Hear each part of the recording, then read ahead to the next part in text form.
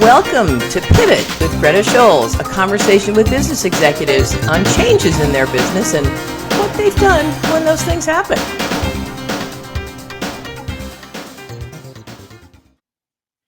So today, I am talking to Sandy Donovan from BNI South Florida. What's amazing is Sandy and I are sitting with each other because we have tried this about 5 different times.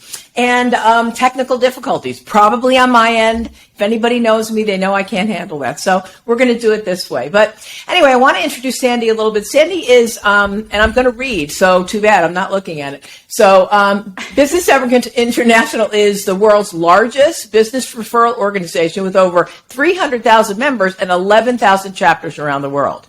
In 1997, Sandy Donovan started BNI South Florida, an award-winning region, now in its 25th year. Welcome, Sandy. Thank you. Finally handling this. I know. So let me ask you a question. Back then, people didn't really understand networking like they do today. Right. So how did you attract people to each group? And I would assume that if somebody wants to get in, they get in. Right? I mean, that's pretty much how that, right? I mean, I know that's the assumption. So talk about that a little bit. Well, we first started in 97 we first launched the first chapter. Mm-hmm. In 96, we were kind of gathering together the initial group of people that might be interested. So the idea is everybody thinks if the seat's open and they're the first person in with an application that they get the seat. And the idea really is that you're building relationships with people. So it has to be, I always say that you attract what you are, not what you want. So if you are a successful, driven person and you're part of this organization and you invite other people, you're going to be inviting other people that are in your peer group, whether it's business peer group or personal, and they're going to be attracted to come because you're involved with it. So you're going to attract more people like yourself.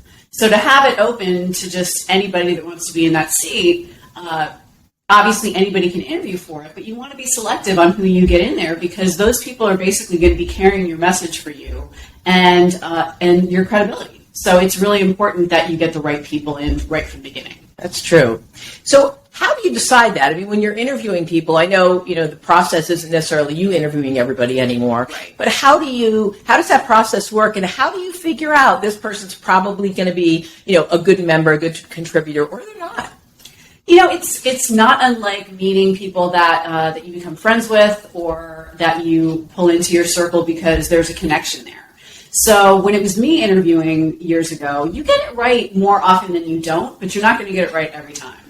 So when I'm training people now that are doing the interviewing, when we train membership committees, we tell them, please make sure that when you're interviewing people, we have a list of questions that we want them to ask.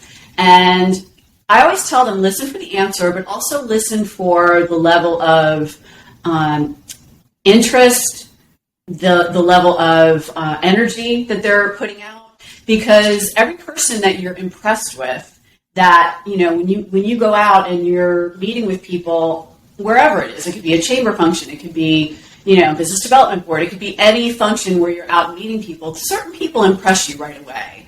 And they're typically confident in what they do, they carry their message well, and that's important because if they're going to be speaking about your business, you want them to carry your message well.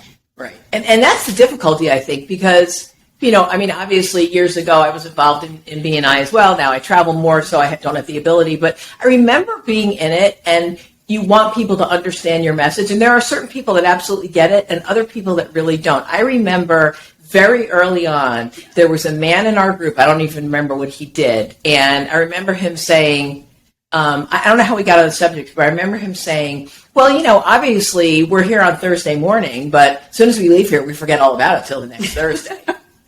And I think everybody was like, wow, you absolutely don't get this, because it is an ongoing thing.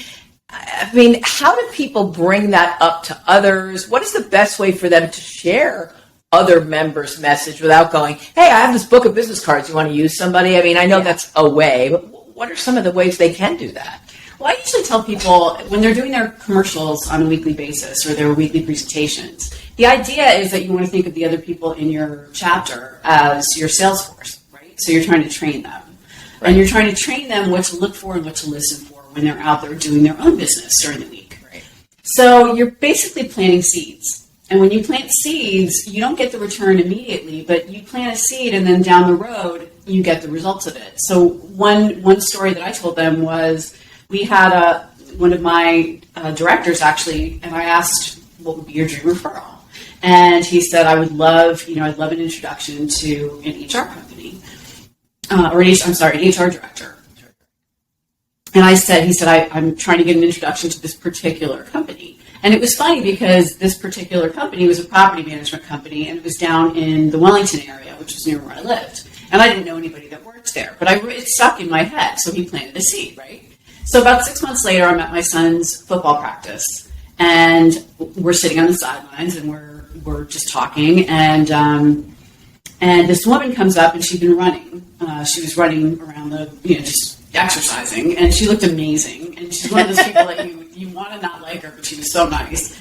And we ended up becoming really good friends. And so every day we would see, every time they had practice, we'd sit at the sidelines and we would talk, and we would all the parents would be talking, which is just another form of networking. And at the end of the season, we were bummed because we really liked seeing each other. So I said, why don't you guys come over and we'll watch football, and you guys come over, we'll cook out, that kind of thing. So we had her over, and I don't know why, but we really never talked about business when we were out there. But I think that's common when you're, something to do with your kids with sports. I think that's a common thing. It's definitely a common thing. Yeah. And I actually don't think it's a bad thing. I think sometimes we need to compartmentalize our lives. I agree. And we get to know people on a different level when we do that. So the funny part is at that part in the night, we were getting ready to say goodnight and decided that we wanted to get together for lunch. And I said, you said that you work around here. What do you do? And she said, well, I work for this property management company, and I'm the HR director. And my God. Right. And immediately I went, oh my God. And I started laughing. And she said, what are you laughing at? And I said, you're the dream referral for one of my directors. And she looked at me, she said, I don't think I've ever been in anyone's dream anything. So we started laughing, and I said would be a great referral for him. And anyway, long story short, they ended up getting together and meeting, and they ended up hiring him. Unbelievable. Yeah. So it's just that kind of, it's planting the seed, and you have to be patient. Like, people will come in and join BNI, and in 2 months, if they haven't had referrals, they leave. And it's about building relationships. And you've got 30, 40 people that you're trying to build a relationship with. That takes time. So you've got to do the work up front, and you've also got to do the work of learning about their business, learning what do I look for, what do I listen for when I'm out there networking for myself. That would help you. Right. And once you become a giver that way, it just naturally comes back around. It's almost a universal law, right? Yeah, and of course, Ivan Meisner, who started it, his trademark is giver's gain. I mean, that actually is trademarked and all of that. So it sounds like when you're a member, your job is to kind of, for lack of a better term, plant triggers, plant seeds that people, when they hear them or see them, they recognize them right away. So rather than just anybody who does this, anybody in HR, which if that person said that to you, this person probably would never have stuck out to you, but he was very specific. Yeah. So I would think that being specific is good, but I bet people are fearful to be too specific. I don't want to be specific because anybody's good for me, kind of thing. Yeah.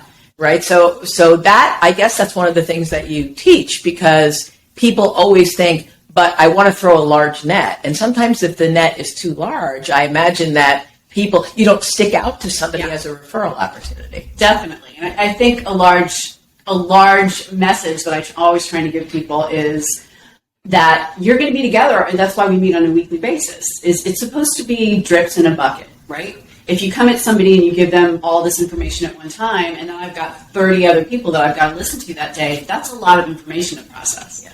So the idea really is to break your business down into parts and teach me a little bit.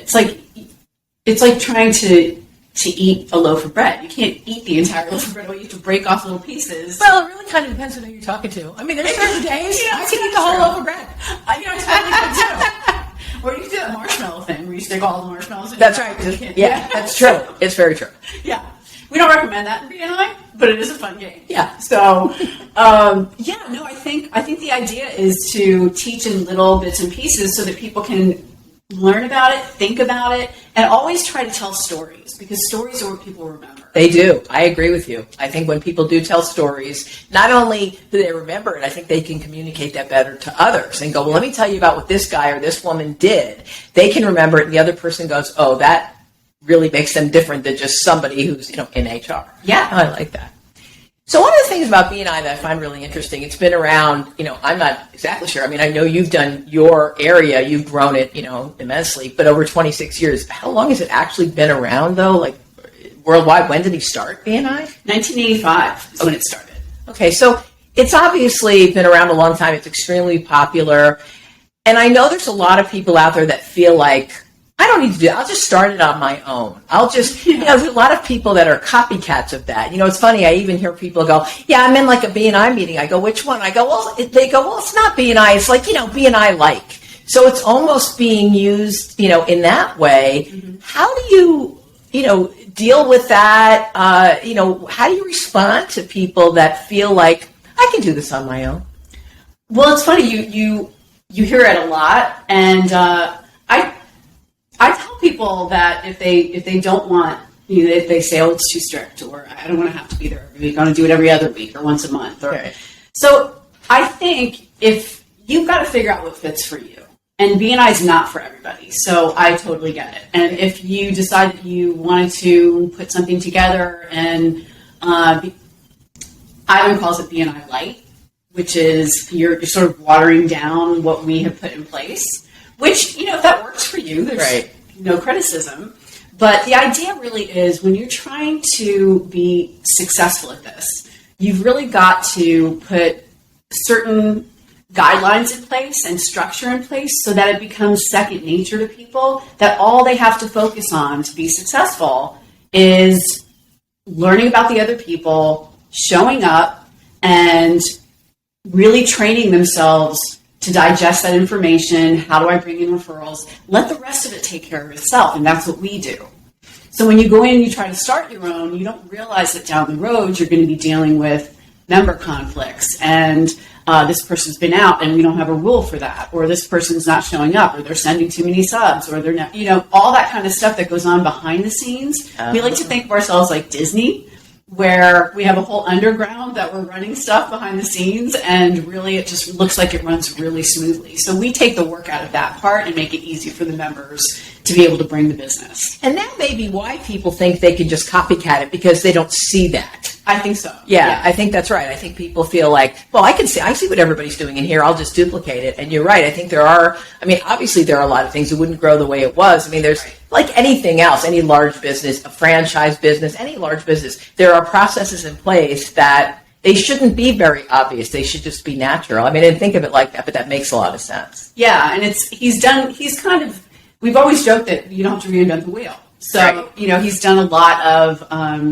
trial and error very early on, and he figured out what worked. And the interesting thing is the people that actually make all of the guidelines and the rules and processes for BNI, all of the rules that are in place, the attendance policy and all that, they're made up by members. So we have an international board of advisors, and it's completely made up of members, and they're the ones that actually set the guidelines. So it's funny when we get criticism from somebody and they say, oh, you're trying to put too many rules in place. It's actually fellow members that have created those rules and know that they work. So that's the interesting part. And that makes sense. That's who should be making it up, because they're the ones that are, boots on the ground every day. I think that's a good way to do it. And actually, Danny Haberman, who is in my region, he's my representative on the International Board of Advisors. He's on it. He's actually the president of it now for the entire world. Wow. Yeah. So very proud of that. And he's incredible. He's a great representative. Local attorney.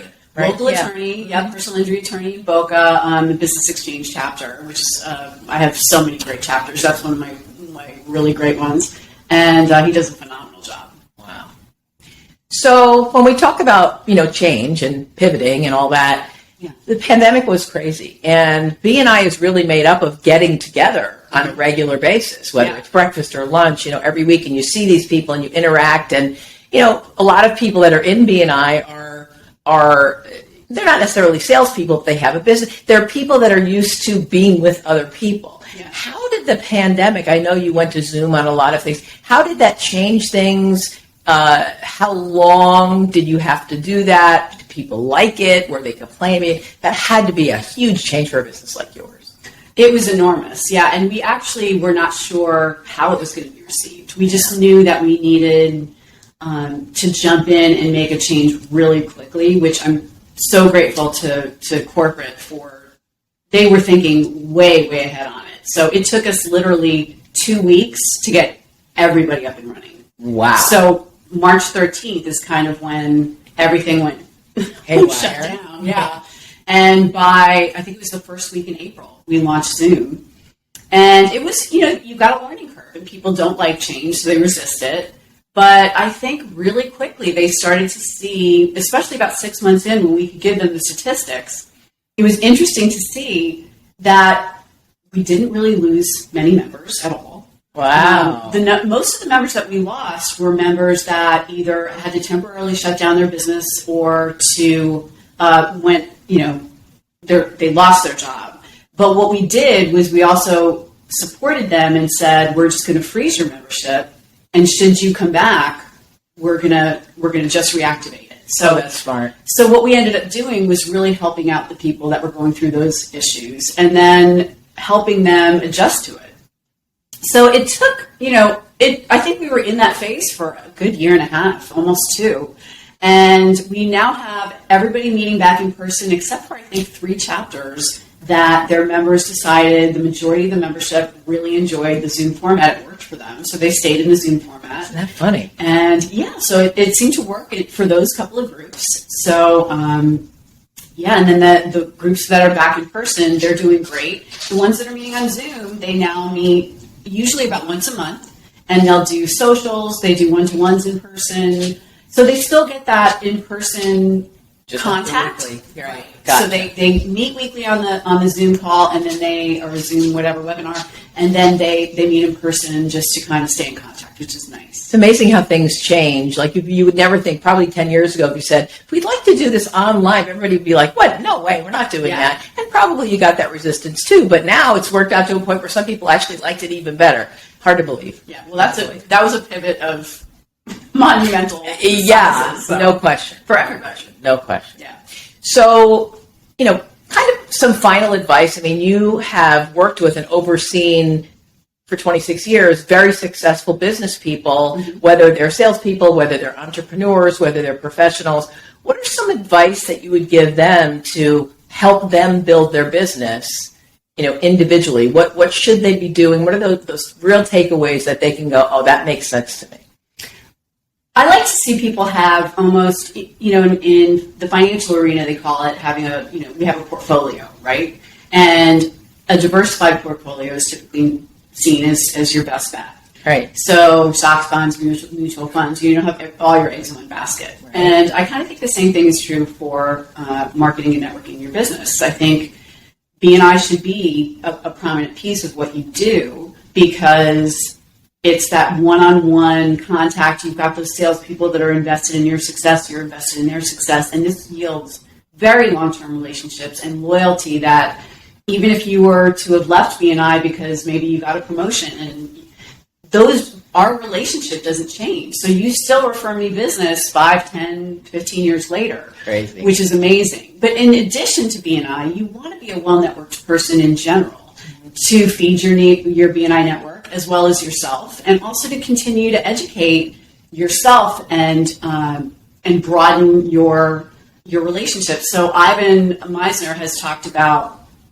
your network is better if it's narrow and deep than if it's really wide and shallow. That makes sense. So you really want to have those deep relationships and work to form those relationships. So having BNI as one thing is a great place to have your networking take place. Then being part of, let's say, a chamber of commerce. That's a great place to network and meet new people in business and keep your tentacles out there. Mm-hmm. So we love chambers of commerce. I love working with them.